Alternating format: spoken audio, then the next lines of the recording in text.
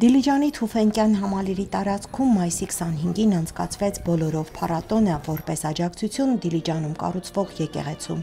Հին Դիլիջանի սրտում համախմբվել էին քաղաքի բնակիչներ եւ հյուրեր, մարդիկ, ովքեր տարիներ շարունակ հետևելով ընթացող աշխատանքներին ակտիվ համագործակցելով բոլորով հարթակում, իրենց կարողության սահմաններում նպաստել են սրբավայրի շինարարությանը։ Փառատոնը կազմակերպել էր Դիլիջանի համայնքային կենտրոնը, նկարչություն, քանդակ, երգ, պար եւ վարպետության դաս։ Միջոցառման նպատակն էր համախմբել ստեղծագործող մարդկանց ընդհանուր գաղափարի շուրջ, աջակցել եկեղեցու շինարարությանը եւ զորակցություն հայտնել Ադրբեջանում անազատության մեջ գտնվող Ռուբեն Վարդանյանին եւ մեր մյուս գերիներին։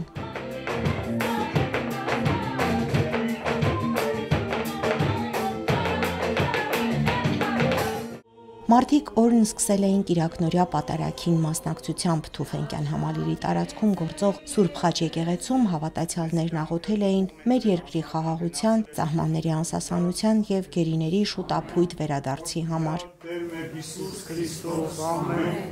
2021 թվականին Ռուբեն Վարդանյանի Դիլիջանի զարգացման ծրագրերի շրջանակներում մեկնարկեց Դիլիջանի եկեղեցու կառուցման նախագիծը։ Պետք է նշեմ, որ այո, ընտանիքը թեկուզ այս պայմաններում շարունակում է աջակցել եկեղեցու կառուցմանը, բայց մենք գտնում ենք որպես քաղաքացիներ, որ մեր մասնակցությունը այդ գործում շատ կարևոր է։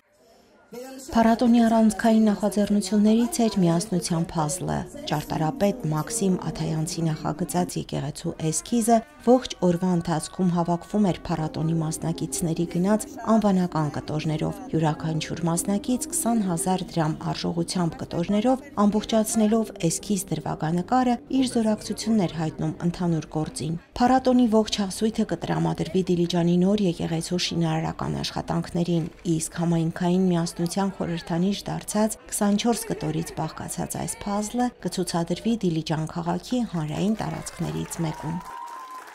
Յանա Չիչակյան, եկեղեցական կյանք։